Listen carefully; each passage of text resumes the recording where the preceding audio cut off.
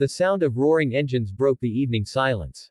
It was one of those quiet suburban nights when people just wanted to get home, but for Jake Turner, a single dad and former Navy SEAL, it was another long wait at the bus stop after finishing a late shift at the warehouse.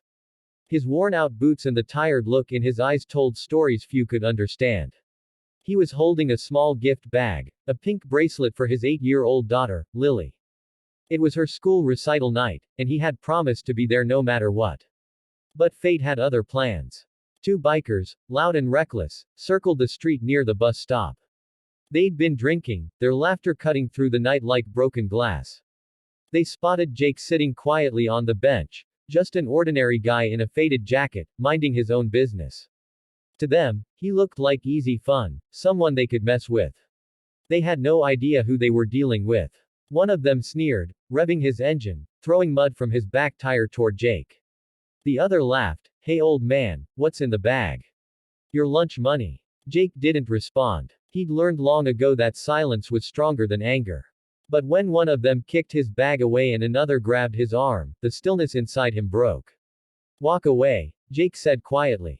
His tone wasn't threatening, just final. They didn't. In a blur, Jake moved. The same calm, precise control that once saved his SEAL team overseas now guided every motion. A single twist of the wrist, a step forward, a shift of balance. One biker was on the ground gasping, the other pinned against the bus stop sign, his arm locked painfully behind his back. The entire scene lasted less than 10 seconds. The only sound left was the hum of the engines fading into the distance as they fled, leaving behind their pride in a broken mirror. Jake calmly picked up the pink bracelet, dusted it off, and waited for the bus like nothing happened. When he finally reached home, Lily ran into his arms. "Daddy, you made it," she said, her small arms wrapping around his neck. He smiled, exhaustion melting away. "Of course, I did, kiddo. I always keep my promises." He didn't mention the incident, he didn't need to. His fight wasn't for pride or revenge. It was for peace, for her. But the story didn't end there. The next morning, Jake was surprised to see a black SUV pull up outside his house. Two men in suits stepped out, not police, but someone higher. One handed him a card that said, "Department of Veterans Affairs, Special Outreach Division."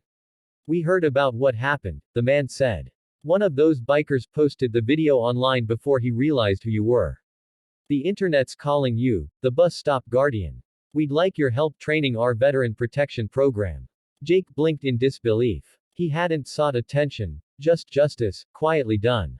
But deep down, he knew maybe this was life's way of telling him that his purpose wasn't over. He accepted. Over the following weeks, Jake began training younger veterans transitioning into civilian life, men and women struggling just as he once did. He taught them not only how to defend themselves but how to rebuild, how to channel discipline into dignity. His small living room turned into a training hub, laughter and hope filling the air again. One evening, Lily asked, "Daddy, are you a superhero?" Jake smiled softly. "No, sweetheart. I'm just someone who doesn't look away when bad things happen." That line, simple yet powerful, became the motto for his training program, soon adopted by hundreds of veterans nationwide. Jake's quiet courage inspired a movement, reminding everyone that true strength isn't about fighting, it's about protecting, standing up, and never letting fear define you. As the story closes, Jake stands at the same bus stop months later, waiting with Lily this time. She holds his hand, her head resting on his arm. The night feels peaceful again. He looks at the camera, calm and steady. "Sometimes, life tests you when you least expect it," he says. "But remember, it's not about what you've been through. It's about what you do next."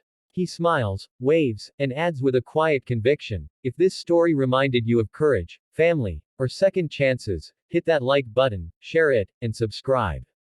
Because you never know, the next hero could be sitting right beside you." The screen fades out to soft music, a father, a daughter, and the message that real strength lives not in power, but in purpose.